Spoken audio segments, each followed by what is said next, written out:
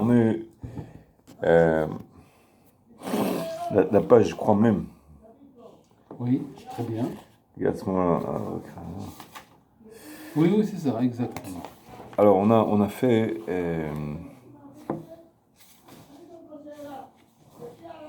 Viens. Est-ce qu'on a fait en Rishon ou le Chabad Anirim Kulam? Ah, je suis Tchachov à la Vonotav Tamin, on a fait ça. On arrive là, exactement. Vorod Matsati, Mashke Tov Meod, Aval Lo Yori, la Mashke Kulkar, quand Shori la Har, Tarboshet, Nisker, la El, Veu, Shargi, la Tzmon, Bishnet Dvarim. Il nous donne encore deux, le Ramak, ici dans Perikbet, il nous donne encore deux patentes, si tu veux, deux trucs qui vont nous aider à faire rentrer les vertus dans notre cœur. Okay. Il va expliquer. Arishon, Gul Chabed Anivraim Kulam, Ahar Shaker Ben Ma'alat Tabore Asher Yatzar Adam Chokma. C'est-à-dire, essayer de faire rentrer le kavod, le respect de chaque créature qu'on rencontre. Pourquoi? Sur quelle base? Ahar Shaker Ben Ma'alat Tabore Asher Yatzar Adam Chokma. Étant donné qu'Hashem Barach qu'il a créé l'être humain, Bechokma. Alors, essayer de détecter, de déceler dans chaque personne qu'on rencontre, quelle était la chokma qui a la base de chokma sur laquelle il a créé cette personne. Bon, c'est une personne qui n'a pas l'air trop positive, pas trop, mais faut se casser la tête là, faut se dire bon, qu'est-ce qu'elle cache, elle a pourtant une valeur, ça n'existe pas une personne qui n'a pas de valeur, qui n'a pas de vertu, qui n'a pas de... Tu vois, une ségoula, quelque chose qu'elle a que les autres ne pas. Quelque chose, voilà, une bonne qualité qu'elle a, tu vois. On a vu ça dans les chapitres précédents, chercher la chose qui est bonne, mais là, il faut s'efforcer de voir quel est le secret de cette personne. Pourquoi Hachem, il a pourtant créé Bechokma, tu comprends? וכן, כל דבריהם חוכמה יצר בהם, ויראה בעצמו שהרי הם נכבדים מאוד מאוד. Alors, וכן, כל דבריהם חוכמה יצר בהם, toutes les créatures, Akash Baruch Hu, il a fait pénétrer sa chokma dans eux. Comment? Ouais. Il les a pas créés stam comme ça, juste comme une plante ou quoi. Non, il y a quelque chose qu'ils apportent dans notre vie, dans la créature, dans leur environnement. ויראה בעצמו שהרי הם נכבדים מאוד מאוד. Et à ce moment-là, il va essayer de se recueillir sur eux pour voir qu'en effet, elles sont très respectables. Ils ont quelque chose qui ressort. Il va falloir le déceler ça. Nitpal yotzer akol hacham hane'alam ala kol bevriyatam. Nitpal yotzer akol hacham hane'alam al kol bevriyatam. C'est-à-dire, il va, comme quelqu'un qui met son sceau, la signature, tu comprends? Il va laisser une trace, quelque chose qui en fait la conséquence de sa chokma qu'il a fait pénétrer dans cette créature. Et si il va se mettre à les vaséotam, c'est-à-dire les dégrader, les mettre en dévaleur, les valoriser, à ce moment-là, il va tomber dans un piège qui est grave, si on le regarde sous cet angle-là. Quel est le piège? Il va en fait... Il va peut-être voir les autres sous le même angle. Comment ça? On me dévalise, alors celui-ci, il ne vaut rien. Oui, c'est ça, mais quel est le péché qu'il va faire en faisant ça? Par rapport à Hachem, quel est le péché qu'il va faire en faisant ça? Le mal juger l'autre? Ouais. Regarde, Veilou Ivaze Yotam, Hazé Shalom. S'il les dégrade, Hazé Shalom, Noga Bichod Yotzram. Il va toucher, il va atteindre le kavod du Créateur. C'est-à-dire que il n'a pas su déceler le... Celui-ci, il n'est pas bon. Qu'est-ce qu'il a créé ce... Alors pourquoi il a créé? C'est du... À ce moment-là, c'est comme si, en fait, quelque part, il dit à Hachem, bon alors, c'est ça. Tu t'es trompé. Voilà, exactement. Là, il est tout faux. Alors ici, exactement. Varez Zeidme el Chacham Tzoref. Faisons une parabole, ramenons ça à une parabole. C'est comme s'il y a un Chacham qui est Tzoref, c'est-à-dire un... Comment un Tzoref? Comment on dit en français un Tzoref? Celui qui fait des œuvres, comme par exemple de l'étain, il fait un artiste, des récipients. Un artiste. Ouais, mais avec toutes sortes de matériaux, comment dirais-je, de métaux, toutes sortes de métal, il fait des récipients, des beaux récipients, comme ça. Alors, il y a ce chacham là, cet homme-là qui est artisanal, c'est des choses en artisan comme ça. Et voilà, il présente ces belles choses. Il regarde comme ça et il est très déçu, tu comprends? Ah, c'est possible que Yahoo nous cherche ici. Non, il vient pas d'Yahoo, il est en France. Ah, c'est pas vrai. C'est vrai? Ben si. Je savais pas. Il n'a pas dit. Non, il m'a pas dit, non. Comment je saurais? Barezed Mel Chacham Tzoref. Donc cet artisan-là, Asakli Bechorma Gdola, Vera Maaseu El Ben Adam. Il a fait donc ses œuvres-là, il a œuvré, et il s'est mis à les présenter devant les gens. Oui. Certaines personnes devant toi, devant moi, comme ça, ils me montrent, qu'est-ce que t'en penses? Vitril Hadmem, le Ganuto, le Vazoto. Et il y a l'un d'eux qui s'est mis à tout d'un coup les dévaloriser, à les ganots, t'as condamné, qu'est-ce que c'est que ça? Comment tu travailles? C'est bidon, c'est mal fait, tu comprends? À ce moment-là, bon, qu'est-ce qui va se passer? Kamayagia, Meaka, Sinachacha, Maou, Mipenesh, Mvazim, Chochmato, Beyotam, et Mvazim, Maasiadav.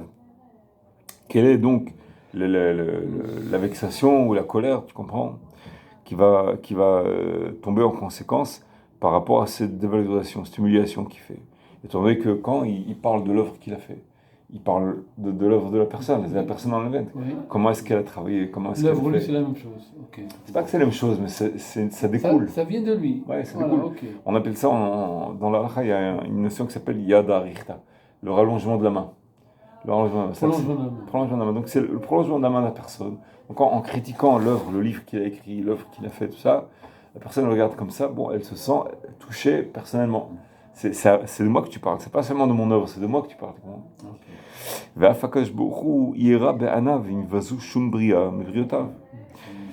Et même Akash Borou, il va voir ça d'un mauvais œil si on se met à critiquer sa création. Dire comment c'est quoi cette créature-là, c'est quoi cette personne-là. En réalité, c'est comme si on parlait à Akash Borou, en fait, quelque part, même si c'est pas. C'est implicite, si tu veux, implicitement. On dit, qu'est-ce que c'est que ça? Pourquoi tu as créé cette créature-là? Elle entre trop, elle gêne, elle dérange, elle fait des misères, elle est comment dirais-je? Une créature du jeu sur les shlochim. Alors, comment? Comme ça on dit? Les shlochim? Shlochim. Shaliach, c'est quoi? Shaliach, c'est un envoyé. Oui, mais au pluriel, c'est quoi? Shlochim? Oui. Alors, toutes les créations du jeu sont des shlochim du jeu? Si tu veux, en quelque sorte, oui. C'est vrai. Ça ressemble un peu à ce que tu dis, oui, c'est vrai. Et l'interdiction de dire que ce soit sur lui, sur les créatures, parce que c'est lui que tu touches directement. Ouais. Oui, comme dans la paracha, on voit que Dieu a dit au Bnei Israël, je vais vous envoyer un shaliach. Oui. Attention, le shaliach, au moins c'est la même chose. Le fait du mal ou fait du mal à moi. Dans le 6e montée, on parle de ça. Où? Dans la paracha, comme Fatim. Ouais. Quel shaliach? Il y a des fatigues. Oui. Oui, je vois. Pas grave. Moi, laisse tomber, c'est pas grave. Vas-y, parle. La 6e montée, c'est. Dis un passouk, dis le passouk. En hébreu, je pourrais. En français, non? En français, oui, j'explique. Je vais vous envoyer un shaliach. Je suis fatigué, toi, au moins tu as de la force. Je suis pas. Alors, je suis cassé comme tout. Vas-y. Brièvement, il a dit je vais vous envoyer un shaliach. Et surtout, ne. Ah, malach. Malach, un ange, oui, un shaliach. Oui, d'accord. Ouais, tu connais mieux que moi, tu vois. Oui. Lui ou moi, c'est la même chose. Vous faites du mal, vous faites du mal à moi. Ouais. Directement. Donc, c'est normal qu'il vous punisse, parce que c'est moi, c'est vraiment moi que vous touchez. C'est la même idée. Alors, quelqu'un qui fait des œuvres, on critique ses œuvres, c'est lui directement, ou indirectement, qu'on critique. Qui touche Hachem Barach. Tu comprends? Ouais, non, je comprends ce que tu dis, c'est ça. Zeush Katou, Marabou Maasecha Hachem. Lo Amar Gadlou El Arabou. Il y a un passage dans les Tehillim qui dit Marabou Maasecha Hachem. Tu le connais, il est connu. Oui, il est connu. Comme elles sont nombreuses, tes œuvres, Hachem. Lo Amar Gadlou. On ne dit pas Gadlou dans le sens qu'elles sont grandes, mais on dit Rabou, qu'elles sont nombreuses. El Arabou, le Shon Rav Beto. Chashouvi Meod. Rav Beto, c'est dans le sens où on dit. Rav, ça veut dire c'est nombreux. Non, dans le sens Rav important. Rav, le Rav d'une synagogue, le Rav d'une communauté, c'est Rav Kav. C'est celui qui dirige, qui commande, c'est le plus important de tous, dans le sens où il est la cervelle, c'est celui qui a la chokhma de la Keila, tu comprends? Si on veut, c'est le représentant. Rachouvi Meod, ils sont très importants. Kulam Bechokhma Asita. C'est-à-dire, Kulam Chokhma Asita. Dans ta chokhma, tu les as fait rentrer dans tes œuvres. Et étant donné que tu as laissé la trace de ta chokhma dans ces œuvres-là, Rabou, dans le sens Rab, c'est le sens Rabou, pas qui ont été nombreuses, mais qui ont pris de l'importance. Ah oui, d'accord. Vegadlou Maasecha. Donc ils sont devenus des œuvres qui sont importantes, tu comprends? Qui sont Meroubadim, qui méritent un kavod, un respect, étant donné que ça vient de toi. Veraou ilada midbonen metocham chorma lo bizayon. Donc il convient que les gens se recueillent sur ces œuvres-là et qui recherchent avec un œil positif. Quelle est la chorma qui est cachée dans ces œuvres-là, et non pas bizayon, non pas les désavantages, les inconvénients, les mauvaises choses qui... Il y a toujours des mauvaises choses, tu sais. Dans ce monde-là, toujours il y a des choses, c'est très facile. La critique, c'est ce qu'il y a de plus facile. Les journaux, pour vendre, il faut qu'ils trouvent de la critique, il faut qu'ils trouvent quelque chose d'humiliant, quelque chose de dégradant, quelque chose de moche, tu comprends, le plus moche possible. Il faut qu'ils montrent quoi? Ça, c'est une bonne parabole très simple. Ça attire le... C'est quand il y a une maison, quand tu as une maison, dans toute maison, il y a des toilettes. Et quand tu fais visiter une maison, tu emmènes pas le visiteur, voilà, les toilettes, comme ça. On monte le salon, la cuisine, les toilettes, c'est en cas de force majeure. Où sont les toilettes, s'il vous plaît? Oui, voilà, c'est par là-bas, voilà, on allume la lumière, puis donc c'est pas quelque chose qu'on va montrer. Bon, quand on se recueille, on se concentre sur les choses qui sont négatives d'une personne, c'est un peu comme si on amenait un invité, on lui dit voilà les toilettes. Qu'est-ce que tu veux venir m'emmener les toilettes, l'homme, tu comprends? Non. Donc, montre-moi les choses qui sont grandes, qui sont roubadotes, qui méritent le respect. Tu vois? C'est une erreur, en fait, de tactique, en fait. L'obizayon. D'accord? Hacheni. Yargil, Atzmo, Lachnis, Ahavat Ben Adam, Belibo. Il faut qu'il s'habitue, la personne qui a le réflexe de faire rentrer dans son cœur l'amour des gens, des autres, d'autrui. Va Philoreshai, même les méchants, même les créants. Pourquoi? Comme s'il s'agissait de ses propres frères. Veyoter Mezé, plus que ça. Achikba Belibo, Avad Ben Adam, Kulam. Jusqu'à ce qu'il arrive à planter dans son cœur, à ancrer dans son cœur, l'amour de toutes les autres personnes. Va Philoreshai, même les méchants. Yehavota Ambelibo, qui les aime, il faut les forcer de les aimer dans son cœur. Et Yoma, donc il faut qu'il se parle lui-même ainsi. Qu'est-ce qu'il va se dire? Qu'est-ce qu'il va dire? Je cite. Miiten, veyu elu tzadikim shavim b'tshuva veyu kulam gedolim retsuim makom. Aleva, j'aurais bien voulu. Donc la volonté de la personne, si tu veux, c'est de se recueillir sur le potentiel. C'est-à-dire, tu vois la personne que c'est un rachat. C'est une mauvaise personne. Tu le sais, tu le vois. On n'est pas naïf, on n'est pas idiot, on le voit. Mais quel va être notre réflexe, notre réaction par rapport à cela? Miiten, c'est une prière. Je voudrais. Donc c'est la volonté du cœur. Miiten.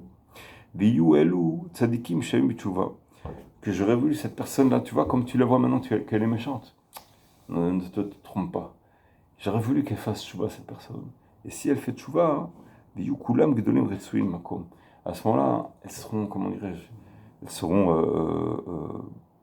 convenables devant Akadosh Baruch Hu. Même leurs actes, même leur statut va complètement changer. Et moi, j'ajoute que même s'ils appliquaient s'ils arrivaient comment dirais-je, à profiter de tout leur potentiel, tu comprends, d'arriver au summum de ce dont ils sont capables. Même ils seront très probablement capables de nous dépasser. Tu comprends? Même si maintenant c'est un méchant. Et toi et moi, on essaie de s'efforcer.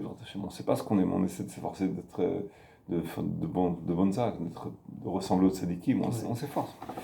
Maintenant, eux, non. D'une façon flagrante, tu sais, tu vois comment ils parlent, tu vois comment ils se comportent. Non, pas du tout. Mais ne te trompe pas. Si, comment dirais-je, ces jours-là, ils faisaient de bons efforts, ils trouvaient le bon chemin, eh ben, tu pourrais être très très étonné. Tu pourrais vraiment, comment dire, être très émouvant, tu comprends? Si tu es fatigué, on arrête. Hein. Non, ça va pour l'instant, ça va, ça va. Ok. Parfait. Attention. Kema'amar oev ne'ema lechol Israël. Ah, ça c'est un passouk très important. Kema'amar oev ne'ema lechol Israël. Comme le dit Mise oev ne'eman, Ra'aya me'emna, c'est le berger fidèle. Oev ne'eman, celui qui aime Am Israël d'une façon fidèle aussi. Lechol Israël. Et qu'est-ce qu'il dit, Moshe Rabbeinu? Ça, c'est dans le Bamidbar, Perek 11, Pasouk, le verset 49.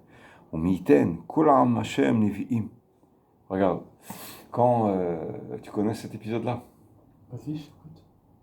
il s'agit de l'épisode où Josué et Joshua, il vient vers Moshe Rabbeinu et il lui raconte qu'il y a deux personnes qui prophétisent dans le camp. s'il s'agit de Eldad et Médad, ces deux personnes-là, quelle a été leur prophétie?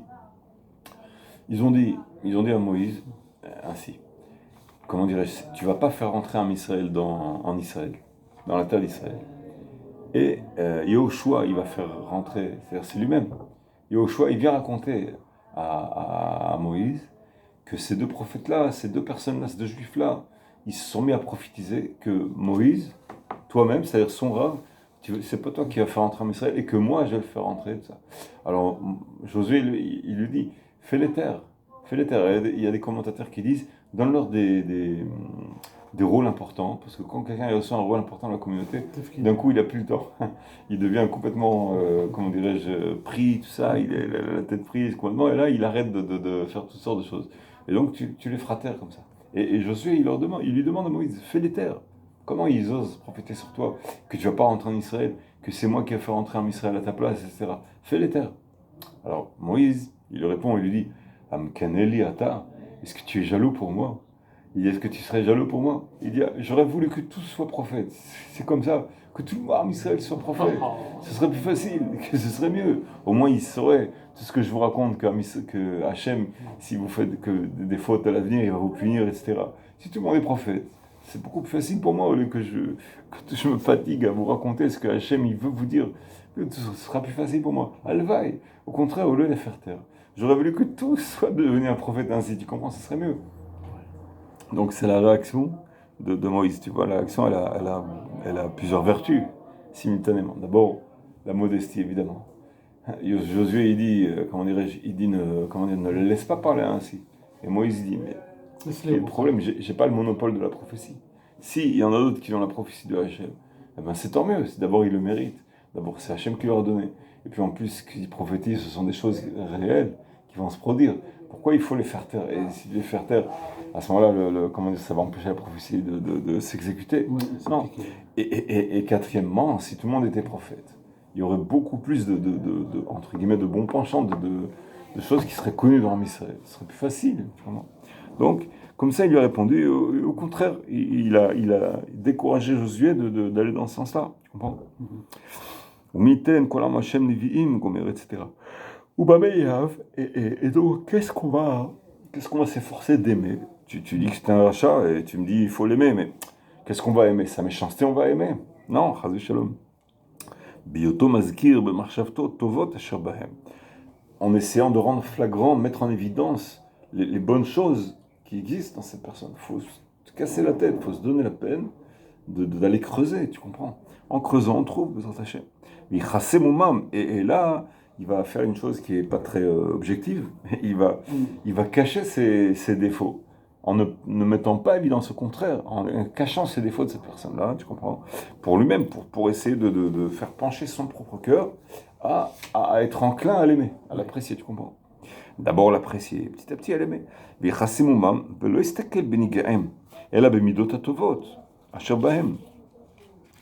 C'est-à-dire, il va pas mettre l'œil sur les rides, les défauts, les tâches, tu comprends? Il va aller chercher les beautés de ces personnes-là.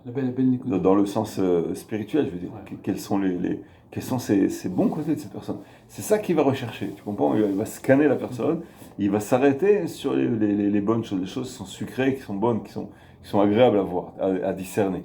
Et non pas comme un journaliste. Qu'est-ce qu'il cherche? T'as vu, il a parlé comme ça. Tac, c'est bon. Je trouve un bon scoop, on va écrire maintenant un bon article. Ça va être très, très... Tu vas voir, tout le monde, il va lire, il va se régaler. Ça plaît aux gens, ça le plaît. C'est ça qui se vend, malheureusement, parce que c'est ça qui est bon marché, c'est ça qui est gratuit, tu comprends? Maintenant, les journaux, ils sont devenus gratuits. Parce qu'ils valent rien, c'est ça le problème. Maintenant, tu as les médias où tu peux envoyer toutes les nouvelles que tu veux gratuitement en une seconde. Oui, c'est ça. N'importe où dans le monde. C'est ça, c'est ça. C'est une arme terrible, attention. Hein. Une arme. C'est un objet terrible. Terriblement bien, terriblement mal. C'est vrai, d'autant plus que beaucoup d'informations ne sont pas vérifiées. Oui, elles sont invérifiables. Elles sont disproportionnées, on les fait sortir de leur contexte. Si tu reçois la recette, tu fais rire de ce que tu reçois. Le mensonge, il consiste à donner 2% de mensonge. 98 de vérité. 2 de vérité. Et le reste de mensonge. Ouais. Peu importe, même 2 de mensonge, ça suffit. Pour faire passer un mensonge, il faut mettre un peu de vérité dedans. Ah, mais tu réfléchis bien, même 2% de mensonges, ça suffit. Ça suffit pour Parce que les 2% de mensonges, c'est sur comment une dirais-je, écoute assez forte.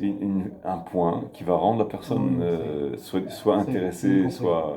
soit tu comprends, juste dans le Pour mauvais. l'amorcer, quoi. Ouais, changer de contexte, tac. Tu dis Pouf. la bonne chose, comme ça tu changes légèrement le contexte, mais la petite légèreté, tac, ça change tout. Tu comprends? Tu ne donnes pas la phrase. Comment dirais-je, il y a une bonne leçon de morale. Dans le passouk qu'il y a dans Ashrei, il y a un passouk qui dit Shomer Adonai et kol ohavav, ve'et kol harishaim yashmid. Alors, c'est un passouk, un verset qui est divisé avec une virgule en deux parties, au milieu.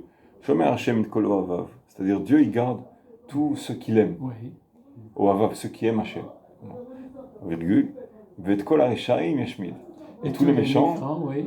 Yashmid, il les Ils sont détruira. perdus. Il les perdra. Alors maintenant, il y a, comment ça s'appelle?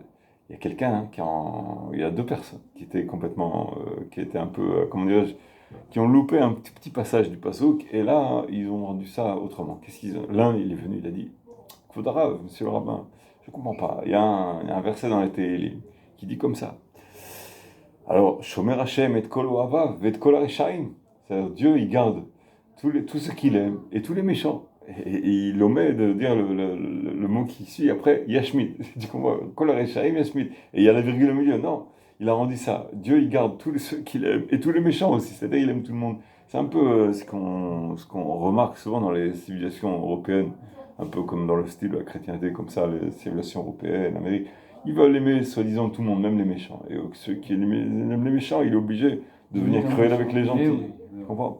il veut montrer qu'il est, comment dirais-je, Donc c'est tout faux, quoi. comment une personne va montrer qu'elle est extrêmement gentille? Alors elle va se dire, si je prouve que j'aime les méchants, donc à plus forte raison j'aime les gentils. Donc elle va tout investir pour montrer qu'elle aime les méchants, même au prix, c'est-à-dire au détriment des gentils. Mais on ne regardera pas les gentils, on va se concentrer sur les méchants, on regarde comme il aime les méchants. Donc c'est ce que dit la Torah. Ceux qui ont pitié des méchants, une mauvaise pitié des méchants.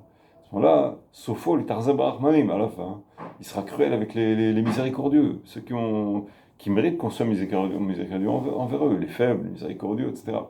Alors il dit, Shomer Hashem kol harishaim, Chacham Gadol. Il faut ajouter Yashmid et la virgule au milieu, tu comprends? Il y a aussi l'inverse aussi.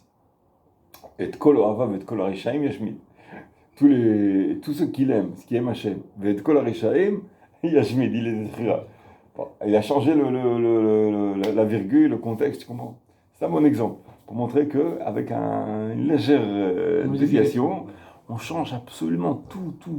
Ça n'a plus rien à voir. Qu'est-ce que c'est ça? C'est quelque chose, c'est Chas v'Shalom, comme ça, une religion comme ça où il n'y a pas de justice, il n'y a rien. C'est important de savoir qu'il y a une justice. Celui qui fait une faute, il faut qu'il y ait un tarification, tu comprends? C'est pas le même tarif celui qui fait quelque chose de bien, c'est quelque chose de mal. Le fait qu'on doit aimer les méchants, ça ne veut pas dire qu'on va récompenser les méchants, c'est pas ça, ou qu'ils vont être récompensés. Non, c'est de chercher le bon point qui existe. Tu comprends? Un bon point qui existe. C'est comme Rabbi Levi Yitzhak Berdichov. Un jour, lui, bon, c'est une spécialité, au Ev Israël. Alors on raconte, parce que quelqu'un qui était un aiglon, il s'occupait de son carrosse avec la charrette, le cheval, etc. Et quelqu'un, il dit, tu vois, regarde comment il fait. Il s'occupe de son cheval et il a des filines sur la tête. Ah, est-ce que c'est kavod? Comme ça, d'avoir les filines sur la tête, s'occuper de la charrette, etc. C'est pas beau. Alors, Rabbi Levitzrak, il dit, moi je vois ça autrement. Je vois que même quand il s'occupe de la charrette, il a des filines sur la tête. Comment? Il y a un très bel exemple sur le Rabbi Lubavitch Zatzal. Très bel exemple. C'était quelqu'un qui, comment dirais-je, qui voulait critiquer le fait que les shlichim de Chabad, ils font mettre les tefilines à tout le monde. Comme cette semaine on a vu à Tel Aviv, l'histoire qu'il y avait le maire de Tel Aviv qui veut empêcher ça. Bon, tous les autres, Baruch Hashem, il y avait un grand qui touchait Hashem, les autres maires d'autres villes, ils se sont eux-mêmes mis contre lui et ils ont posé des hatzfat, ils ont je sais plus où, à Haifa aussi, je crois. Ils ont mis des stands aussi. Ils ont dit qu'eux-mêmes, ils mettraient, et je crois que le maire de Haifa, lui-même, il a mis les tefilines à l'entrée, là où il a mis le stand pour poser les tefilines. C'est beau ce qui s'est passé, finalement. Au début, ça a mal commencé. Finalement, c'est devenu bien. Et donc, un jour, quelqu'un, il est venu vers Rabbi Lubavitch, Il lui a dit, qu'est-ce que c'est ça? Il y a toutes sortes de gens qui sont, comment dirais-je, qui sont un peu tout et n'importe quoi. Ils sont peut-être pas propres, ils ont de mauvaises intentions, ils sont comme ça. Tu leur mets les tefilines. Il va savoir ce que ça, c'est bien, c'est pas bien. Il dit, moi, ça me fait penser à une parabole. Quelle parabole? C'est comme si tu mets une cravate à une personne qui est sans habit, qui est complètement, pratiquement complètement nue. Ouais. Tu mets une cravate. À un moment de mettre la cravate, il faut mettre la chemise, il faut mettre quelque chose. Et là, la cravate, elle ressent bien. Avant de lui mettre la cravate, mais dis, hein, au moins un t-shirt, quelque chose. Au moins la cravate, elle n'est pas ridicule. Mais là, comment dirais-je? C'est ridicule, tu comprends? C'est ça qu'il a dit au Rabbi Lubavitch. Ah, tu sais ce qu'il a répondu, le Rabbi Lubavitch? Il a dit, Rabbi, regarde, la Rochma, exactement ce qu'il dit le Rabbi ici. C'est de chercher le bien, tu comprends, dans chaque chose. Il dit justement, de ton exemple, je trouve un argument pour. Il dit, comment ça? Il dit, la personne qui vient mettre de filet, comment dirais-je, elle se sent un peu ridicule. C'est un type qui est complètement hors de la religion, absolument, tu comprends. Elle met les tefilines, elle fait Shema Israël. Elle se dit, il y a des juifs comme ça qui sont un petit peu. Dans leur sincérité, il y a un peu de mauvais penchant. Ils se disent, ah, c'est pas sincère. Comment moi je vais me mettre à faire une bracha, mettre les tefilines? C'est un peu hypocrite. Il se dit sur lui-même qu'il n'est pas Shomer Shabbat, il n'est pas ci, il n'est pas ça. Et tout d'un coup, il met les tefilines. C'est un peu hypocrite, tu comprends, double poker face comme ça. Quand ça l'arrange, il met les tefilines, qu'est-ce qu'il veut se calmer la conscience et tout. Non. Alors il y en a, ils se disent non, il met pas les tefilines. Tu comprends, c'est pas beau. C'est pas, soi-disant, c'est pas kavod pour les tefilines, tu comprends. C'est le mauvais penchant qui leur fait ça. Le mauvais penchant, il se cache, il se déguise en tzaddik pour le décourager à faire la mitzvot. Soi-disant que, tu comprends, c'est hypocrite, toutes sortes d'arguments comme ça. Alors Rabbi de Lubavitch Zatzal, regarde, c'est quoi Ohev Israël? Il dit justement, quelqu'un qui porte les tefilines, il va sentir ce contraste, cette dissonance-là. Qu'est-ce que c'est ça? Il va mettre tefilines plusieurs fois. Il va dire, est-ce que c'est pas beau exactement? C'est comme si j'ai une cravate et que j'ai... Alors, son réflexe, ça va être quoi? Au lieu qu'il arrête de mettre les tefilines, son réflexe, sa réaction, ça va être de s'habiller. Et donc, ça veut quoi s'habiller? C'est ce que tu dis. Il va tout d'un coup se mettre à faire une autre mitzvah, pour comment dire, pour faire coller l'image de celui qui porte les tefilines. Avec voilà, inverser la vapeur. Et donc, de ton image, justement, je vois que c'est ça qui va influencer en bien sur Am Israël. Comment? Action là, oui. Ça, c'est, tu vois, Gadol. Le shikoul, le pesage d'un Gadol. Est-ce qu'on est arrivé? Ah. Et on a dit. Et qu'est-ce qui va se mettre 3 lignes avant la fin? Et qu'est-ce qui va se mettre à aimer chez eux? Il va se recueillir, il va se casser la tête pour trouver ce qu'il y a de bien en eux. Il va recouvrir leurs défauts. Il ne va pas chercher leurs défauts, il ne va pas chercher les toilettes de la maison, mais leur qualité, leur vertu. Et il va se dire en son cœur. C'est comme une comparaison avec un pauvre. Si tu veux, au lieu de parler de vertu et de défaut, on va parler de richesse et de pauvreté. Ouais. Alors, ani bedarat. On dit, il y a une phrase de sage qui dit en aniut et la bedarat. La pauvreté, c'est quoi la vraie pauvreté? C'est dans darat, une personne qui ne sait pas peser le pour et le contre, qui ne sait pas discerner le bien du mal, etc. Donc, la vraie aniout, la connaissance. C'est la connaissance, tu comprends la conscience de la réalité. Dit que c'est quelqu'un est pauvre, c'est qu'il est pauvre en Torah. Hein. Oui, bon, il y a la pauvreté en argent, mais la Torah, elle dit, Chazal, il dit, la pauvreté qui est plus grave, c'est la pauvreté de la connaissance. Alors, si ce pauvre-là, entre guillemets, qui a l'air méprisable, tu comprends? Il est mal habillé, il est peut-être un peu sale, négligé. Baal Mamon Rav, s'il avait beaucoup d'argent tout d'un coup, du jour au lendemain, Kama Aiti Samar Behevrato, comme j'aurais été, comment dirais-je, heureux, et j'aurais cherché sa compagnie, j'aurais été complimenté de savoir que je m'assois à la même table, je suis avec lui, tout d'un coup, tu comprends. Kemoshani Samar Behevrat Ploni, comme par exemple, je trouverais beaucoup plus agréable la compagnie de telle ou telle personne qui sont des personnes riches, bien importantes, tu comprends, dans leur belle Mercedes, leur beau bureau, leur truc comme ça. C'est agréable de rencontrer des personnes comme ça, tu comprends. Qu'est-ce que je vais faire avec lui sur une chaise ou sur le trottoir, en train de lui parler une demi-heure comme ça? C'est pas très beau, tu comprends, pas très joli. Et donc, c'est comme dans le programme du Photoshop. tu lui mets un bel habit, tu le changes, dans l'imagination, tu comprends? Si, par exemple, on l'aurait habillé de beaux habits, de belles circonstances autour, tu comprends, avec des serviteurs autour, un peu de richesse, un peu de parfum, un peu de trucs, machin comme ça, arrête, en ben ole ben abdel. Dans le fond, il n'y a aucune différence, c'est la même personne, mais avec Paharut Seba, c'est le carrossier. Tu lui fais de la carrosserie, tu l'arranges, tu le mets comme ci, comme ça, tu la rajeunis, il y a une ride ici, tu l'effaces. Tu comprends? Tous les défauts, il lui manque une dent, alors tu fais sur l'ordinateur, tu rajoutes une dent comme ça. Exactement. Tu la rends bien, et maintenant, regarde cette image-là, comment tu la trouves? Belle. Ah, ça c'est autre chose, tu comprends? Imken, lama ye'eda kevodo be'anai. Et donc, étant donné que maintenant je prends conscience que dans certaines circonstances différentes, j'aurais beaucoup apprécié cette personne, lama ye'ader kevodo be'anai. Pourquoi le respect qui est attribué à cette personne, il serait absent en moi, dans mon cœur. Quand je la regarde, pourquoi je la regarde avec un mépris pareil? Tu comprends? Quelque chose de méprisant. Un regard méprisant. Tu comprends? Je le jauge de façon humiliante. Pourquoi je ferais ça? Si ça dépend de circonstances qui sont, entre guillemets, éventuellement même externes, des signes externes, tu comprends? Donc c'est injuste. Finalement, qu'est-ce que j'apprécie dans une autre personne? C'est son aspect extérieur. Je t'ai raconté l'histoire des deux frères saints, Noam Elimelech et Rabbi Zusha, ils sont arrivés quand ils étaient dans leur exil volontaire, ils sont arrivés dans un kfar, dans un village, et là, c'est un pauvre paysan qu'ils ont reçu, et le riche, Oui, le oui, notable, oui, ils n'ont oui. pas reçu. Et après, quand ils sont devenus plus connus, ils sont revenus, et le riche, il voulait d'un coup le recevoir. Ils ont réfléchi, le pauvre aussi, il voulait le recevoir. Alors ils ont dit, bon, puisque c'est la charrette et les chevaux qui font la différence, qui ont fait qu'il nous apprécie, on va envoyer chez lui la charrette et les chevaux, et nous on va aller passer le séjour chez le paysan, tu comprends? Pourquoi? Parce que c'est les aspects extérieurs qui font apprécier cette personne. Donc c'est honteux pour moi, pour soi-même. On se dit que pourquoi j'ai pris cette personne? Pour l'aspect extérieur? Alors ça veut dire que c'est pas beau. Finalement, c'est la charrette et les chevaux, tu comprends, des deux Chachamim. Parce que si tu regardes bien les personnes, elle a Tselem Elohim, elle a été créée à l'image de Dieu. Imken lama ya'ader kvodo be'anai, va'are be'anai Hashem chashuv meni. Et pourtant, malgré ce regard péjoratif, si tu veux, méprisant de moi ou des gens sur ces personnes-là, Are be'anai Hashem chashuv meni. Il est plus important que moi aux yeux d'Hachem. Tu comprends? Pourquoi? Parce qu'une personne qui est pleine de Yesourim, d'épreuves, de douleurs, elle a la pauvreté, elle a la maladie, peut-être que tu comprends une personne qui a des pustules, toutes sortes de choses. Les gens, ils ne peuvent pas s'approcher d'elle.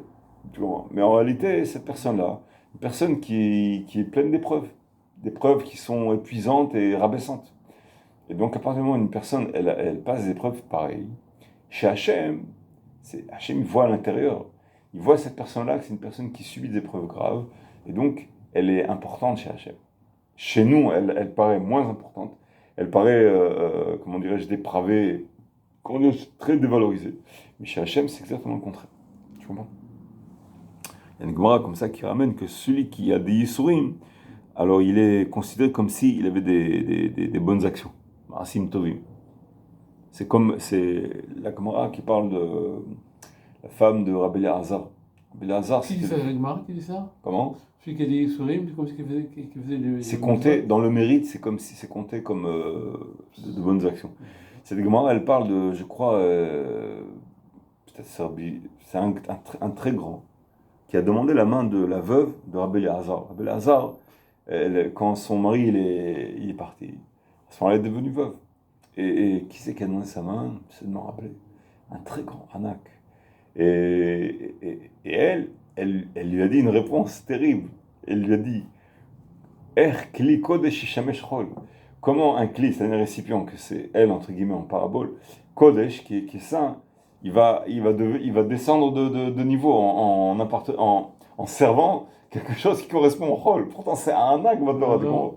Alors le Rav, il lui dit, mais bon, il ne s'est pas vexé, mais il a dit, peut-être dans la Torah, il était plus fort que moi, ton feu mari. Mais dans les Maasim Tovim, j'ai beaucoup de Maasim Tovim. J'ai beaucoup de bonnes actions. Sa Torah, d'accord, j'accepte. Que sa Torah est plus forte que la mienne, ok, c'est vrai. Il a répondu d'une façon modeste. Tu comprends? Bien qu'il était un Gdolador, il a dit, d'accord, c'est vrai, j'accepte que... Mais au niveau des bonnes actions, c'est-à-dire la Torah, laisse tomber, ok. Mais les bonnes actions, j'ai beaucoup de bonnes actions. Là, comment dire, je l'ai égalé, mais peut-être surpassé, éventuellement, je ne sais pas ce qu'il a dit, une chose comme ça. La femme, elle lui a répondu, même dans les bonnes actions, il t'a surpassé. Il ne comprenait pas, parce qu'il n'était pas réputé pour les bonnes actions comme l'autre. Il a dit non. Parce que, étant donné qu'il a eu beaucoup de yesourim, beaucoup d'épreuves, de preuves de maladie, à ce moment-là, c'est compté dans le ciel comme les bonnes actions, et là, il t'a surpassé. Donc, de là et là, il a surpassé. Et donc, elle ne voulait pas, elle a refusé. Et de là, on apprend que les yesourim, ils sont comptés comme des actions. Lui, Rabbi Elazar, non chez le Rashbi, qu'est-ce qu'il faisait? La Gemara raconte il avait la nuit plein de ptsaïm, de pustules, comme ça. Tu connais cette Gemara. Et sa femme lui mettait des pansements jusqu'à un soir. Elle a entendu son mari en train d'appeler les épreuves. Il dit venez mes frères, mes sœurs. Et il parlait aux épreuves. Et la nuit, il était plein de pustules, plein de trucs. Et le matin, repartez. Alors elle lui a dit tu gaspilles tout l'argent de mon père, parce que c'était avec l'argent de son père, il lui amenait des pansements sans arrêt s'occuper de lui. Alors elle est partie. Et à un moment donné, il y a un bateau qui a fait naufrage, et ils sont arrivés chez lui, ils lui ont rempli de richesses, et il a fait dire à sa femme qu'il est devenu plus riche que son père. Comment? Ces personnes-là, ils ont fait un vœu que s'ils s'en sortaient, ils enrichiraient Rabbi Elazar, ils sont avec des richesses comme ça. Donc lui, c'était un grand arnaque comme ça. Donc pour te dire que les bonnes actions, les épreuves, les douleurs, les choses qui sont abaissantes, tu comprends, une personne, Dieu préserve, elle est, comment dirais-je, une maladie qui est très grave, donc d'un coup elle perd ses cheveux, elle a l'air toute maigre, comme ça, elle est complètement, tu comprends, dévalorisée. Tout d'un coup, bon, qui sait qui, on va l'avoir peut-être aussi par pitié ou pour, tu comprends, de service, mais on n'a pas, parfois les gens, ils n'ont pas l'instinct de dire qu'ils ont envie d'être en compagnie de cette personne-là, tu comprends, dans le sens où cette personne-là va leur apporter quelque chose. J'ai une belle histoire que donc je me rappelle. C'est l'histoire d'un Rav Ashkenazi, comment il s'appelait, le Rav. Décidément, je suis fatigué, j'arrive pas à me rappeler. Rav Neumann peut-être. Un Rav qui s'appelle comme ça. Il avait un proche parent dans un hôpital qui était malade. Et il arrive à l'hôpital, il visite son proche parent, son proche, et il voit un malade qui est très particulier. Ce malade-là, il a, tu sais, ceux qui ont la transfusion. Ils ont donc le poteau là, avec les petits trous, et ils le trimballent partout, ils le traînent partout. Et cette personne-là était comme ça, à côté des salles d'attente, d'un côté à l'autre. Elle était connue, chaque fois qu'il vient à l'hôpital, il la voit, elle part d'un côté à l'autre, comme ça, sans arrêt, tu vois. Hyper actif comme ça, sans arrêt. Et alors, elle l'observe et elle voit qu'elle a tout un stratagème. Ce stratagème-là, qu'est-ce qu'elle fait? Elle rentre elle parle au malade, elle rentre chez le médecin, elle ressort, elle va chez l'infirmier, comme ça. Elle était curieuse. Qu'est-ce qu'elle fait? Elle a l'air très occupée, comme si elle était employée ici, tu vois. Avec elle trimballe son poteau, la transfusion, toujours en train comme ça. Et un jour, elle dit, il faut que je lui parle. Elle lui a parlé, elle lui dit, bon, d'abord elle a introduit comme ça, petit à petit, elle a réussi à faire entrer la conversation. Et l'autre, elle a ouvert son cœur, elle a dit, écoute, je vais te dire la vérité. Elle lui a expliqué qu'en fait, il a une maladie très grave, une maladie, un cancer. Et étant donné qu'il voit tous ses voisins dans la chambre, leurs familles viennent le donner visite, rendre visite, apporter Et lui, sa famille, ils viennent pratiquement jamais. Et donc, il s'est retrouvé complètement déprimé dans sa solitude avec la menace de la maladie. Il sait que ça peut être une question de temps, etc. Et il a commencé à sombrer vraiment dans la déprime. Après, il s'est repris, il s'est dit, mais pourquoi sombrer comme ça dans la déprime? Il faut faire quelque chose. Alors, comme il connaît les médecins totalement, il connaît tout le monde parce qu'il est depuis longtemps dans l'hôpital, qu'est-ce qu'il fait? Chaque fois qu'il voit une personne qui a une angoisse, un problème, qui a de gros points d'interrogation comme ça, il écoute les conversations un peu et il rentre chez le médecin. Il dit, écoute, cette personne-là, je t'assure, comme ça, elle a besoin de comme ça. Donne-lui ce truc comme ça, le laisse pas tomber, fais-lui ci, fais-lui ce. Et il fait comme comment dirais-je, il fait l'intermédiaire, là il va voir les autres, il va voir l'infirmier, comme ça, et il remonte le moral de tout le monde, il oblige presque le médecin, et le médecin il a honte, il voit un malade, ça fait déjà 2 mois qu'il est là, il est presque dans ses derniers jours, il a honte de lui, il veut pas le renvoyer comme ça, il dit allez laisse-moi tranquille, non. Alors il dit, bon allez pour lui, je vais faire un effort, il fait des efforts, et donc il fait faire des efforts au médecin pour les malades comme ça, et il regarde, c'est fantastique, il est tout le temps comme affairé, comme ça, il est un travail harassant, tu comprends. Il a été pris d'admiration par ce malade. Et un jour, il s'est collé à lui toute une journée, il a vu tout le travail qu'il faisait. À la fin, il était complètement épuisé, il dit bon, je vais te ramener à ta chambre. Il le ramène à sa chambre. Il a aidé à se coucher, à s'allonger avec la transfusion, tout ça. Il a mis la couverture avec une grande affection. Il s'est dit, mais cette personne-là, qu'est-ce que c'est cette personne? Comme une leçon de morale, tu comprends? C'est la pile atomique, l'énergie atomique qu'il a donnée. À la fin, à peine il la recouvre, déjà elle s'est allongée d'épuisement comme ça. T'es très touché. Et petit à petit, donc, son proche, il est sorti de l'hôpital des soins. Et au bout d'un certain temps, il s'est dit, j'ai langui, je suis curieux de savoir qu'est-ce que c'est avec ce malade-là. Il va à l'hôpital, il cherche, il la trouve pas. Ouah, son cœur était déchiré, comme ça, tu vois, il était... ouah, j'espère que c'était pas une mauvaise nouvelle, peut-être elle est partie, tout ça. Il a pas pu se retenir. Il a été chez les secrétaires, tout ça. Bon, bien que c'est pas un proche parent, donc c'est pas évident qu'ils vont me donner ils vont me dire où elle est. Mais comme ils ont vu qu'il la connaissait très bien, ils lui ont dit, eh ben figure-toi, non, non, elle est pas décédée. Quelques semaines après, elle a été guérie, les irritations ont augmenté, elle était libérée, elle a été ramenée chez lui, comme ça. Et donc, il était vraiment c'est une personne admirable. Cette énergie-là qu'il a remplie de donner aux autres, même dans son état le plus grave, et il était convaincu que c'est sûrement une des choses qui l'a fait guérir. Donc tu vois, une personne qui est dégradée, parfois, elle en arrive à un stade où vraiment, elle n'aurait jamais été le héros qu'elle est devenue. Donc il faut chercher le bon point. Comment utiliser à bien une catastrophe, une descente, tu comprends, une chute. Et ça, c'est un exemple. Bon, facile à dire, que Dieu préserve, que Dieu ne nous éprouve pas. Mais il faut apprendre la leçon de morale. Et au moins pour nous, de voir et d'apprécier, de chercher le bon point qui se trouve en vrai, pas en imagination.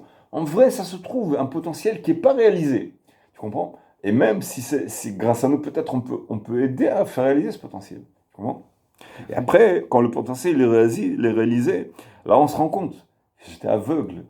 Comment j'ai osé regarder cette personne avec ce regard-là? Tout simplement, j'ai pas réalisé l'autre côté de l'autre angle sur lequel je devais en fait essayer de me forcer. On a de la peine pour lui et on se sent un peu coupable. Se culpabilise un petit peu. J'aurais dû faire un effort, tu comprends?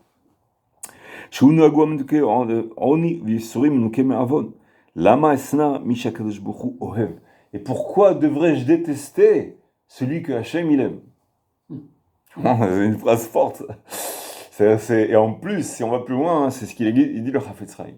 Il dit, celui qui croit ou même qui est convaincu qu'il aime Hachem, s'il dit de la shonara sur les autres, donc obligatoirement il a au minimum qu'il les apprécie pas trop, pour ne pas dire qu'il les déteste peut-être. Et Hachem lui dit, tu dis que tu m'aimes. Comment tu peux détester, après que tu détestes mes enfants, comment tu peux venir vers moi et dire que tu m'aimes? Si vraiment tu m'aimais, il est évident que tu feras un effort pour aimer mes enfants, tu peux pas aller vers une personne, non, tes enfants, c'est des pourritures, toi. Mais toi, je t'apprécie. La personne n'acceptera pas ça. Ce sont mes enfants, tu peux pas dire des choses comme ça. Ça va pas ensemble, tu comprends?